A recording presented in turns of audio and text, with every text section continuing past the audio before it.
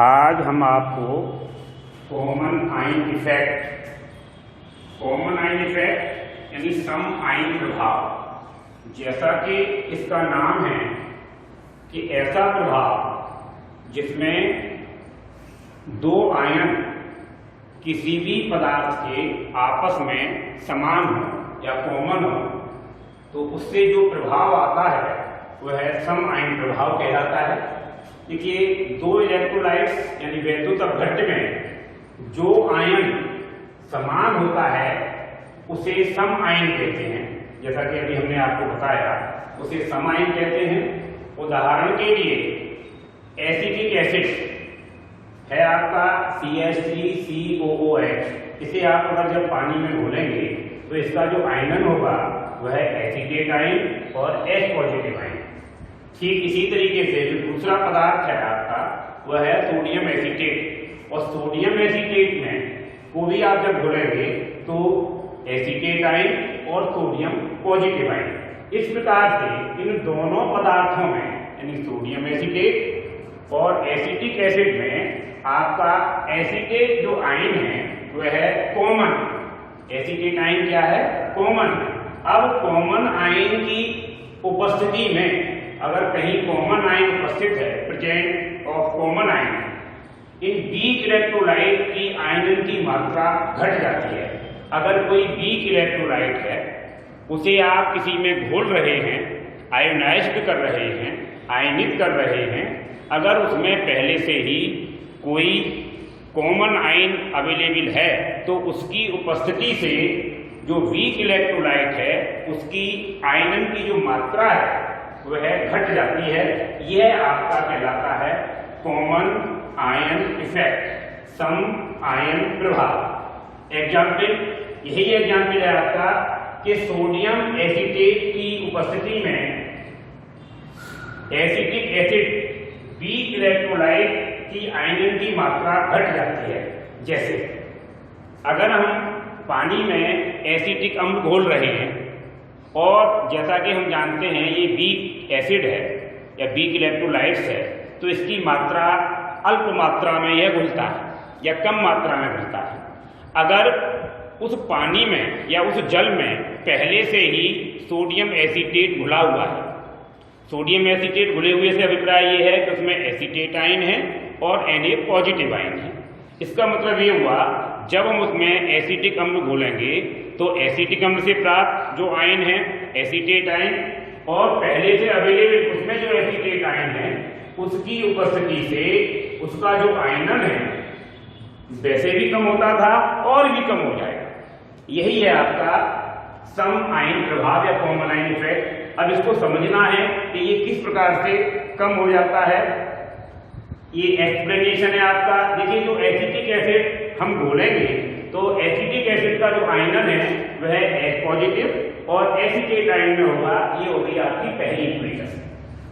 अब अगर हम इसको according to law of mass action के अनुसार हाइड्रोजन आयन की जो कंसंट्रेशन है वह डिपेंड करेगी कि ये है आपका ionization constant of acetic acid, ये एसिटिक एसिड की कंसंट्रेशन और ये एसीटेट आयन की कंसंट्रेशन, यानी एसीटेट आयन की कंसंट्रेशन का डिवाइड हम एसिटिक एसिड की कंसंट्रेशन में देंगे, तब हमारी जो वैल्यू आएगी वो आएगी हाइड्रोजन आयन की कंसंट्रेशन।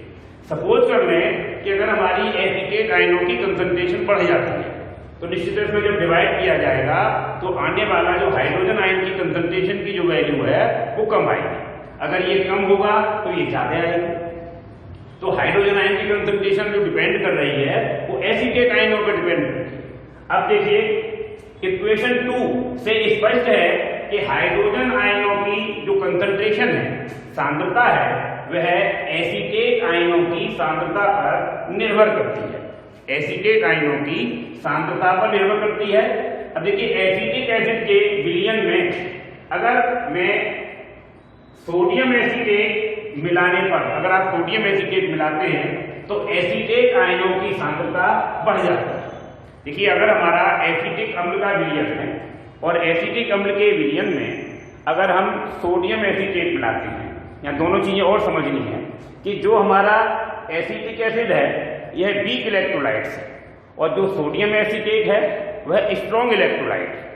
तो स्ट्रॉन्ग इलेक्ट्रोलाइट का जो आयोनाइजेशन होता है वो कंपैरेबली तुलनात्मक रूप में वीक इलेक्ट्रोलाइट के आयोनाइजेशन से अधिक होता है। तो इसका आयोनाइजेशन अधिक होगा सोडियम एसीटेट का। जब सोडियम एसीटेट का आयोनाइजेशन अधिक होगा तो एसीटेट आयनों की जो सांद्रता है मिलाने पर एसीटेट आयन CH3COO नेगेटिव आयनों की जो सांद्रता है, जो कंसंट्रेशन है, वह इंक्रीज हो जाती है, बढ़ जाती है। जब वह बढ़ जाएगी तो जो आप साम्यावस्था, जो साम्य होगा, इक्विलिब्रियम होगा, वो बैकवर्ड डायरेक्शन में चला जाएगा। बैकवर्ड डायरेक्शन में क्यों चला जाएगा? देखिए, अगर ये पदार्थ अधिक है तो ये पदार्थ अधिक बनेगा, जब एसीटेट आयन अधिक होगा तो ये बैकवर्ड डायरेक्शन में चला जाएगा। तो बैकवर्ड डायरेक्शन में जब ये विस्थापित हो जाएगा और जो हाइड्रोजन आयनों की सांद्रता है वह घट जाती है।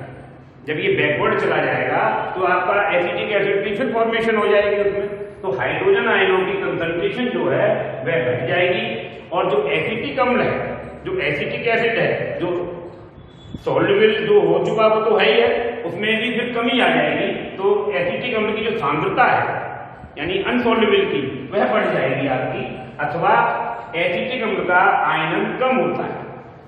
सीधी बात है कि अगर कोई भी पदार्थ हम घोल रहे हैं उससे प्राप्त होने वाला जो आयन, अगर उससे पहले कोई आयन उस विलायक में पहले से उपलब्ध है तो उपलब्ध होने के कारण वह उसकी विलीयता को प्रभावित करता है।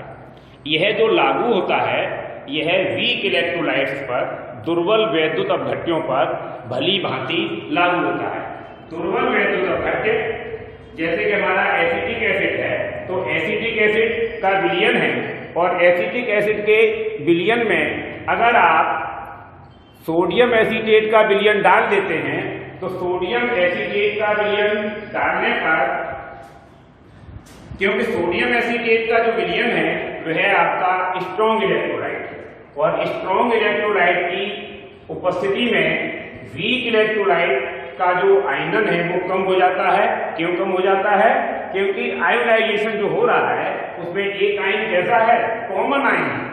इस जो अभिक्रिया या जो एग्जाम्पल आपको दिया हुआ है उसी का एक्सप्लेनेशन है, उसमें आप देख रहे हैं कि जो एसीटेट आयन है वह एसिटिक एसिड से भी हमें प्राप्त हो रहा है, और वह आयन हमें सोडियम एसीटेट से भी प्राप्त हो रहा है। सोडियम एसीटेट से प्राप्त होने वाले जो एसीटेट आयनों की जो मात्रा है वह बहुत अधिक है, क्योंकि वह स्ट्रॉन्ग इलेक्ट्रोलाइट है। और जैसा कि आप देख रहे हैं कि हाइड्रोजन आयन की जो कंसंट्रेशन है वह एसीटेट आयनों की कंसंट्रेशन पर डिपेंड करती है। अगर एसीटेट आयनों की कंसंट्रेशन अगर कम है तो हाइड्रोजन आयन की कंसंट्रेशन ज्यादा होगी, ये आप देख रहे हैं। अगर एसीटेट आयन की कंसंट्रेशन बढ़ जाती है जैसा कि सोडियम एसीटेट के डालने पर हो रहा है, तो इसके बढ़ने पर हाइड्रोजन आयनों की कंसंट्रेशन घट जाएगी, और हाइड्रोजन आयनों की कंसंट्रेशन अगर घट जाती है तो निश्चित है वह तभी घटेगी जबकि उसमें एसिटिक एसिड का आयनन ना हो।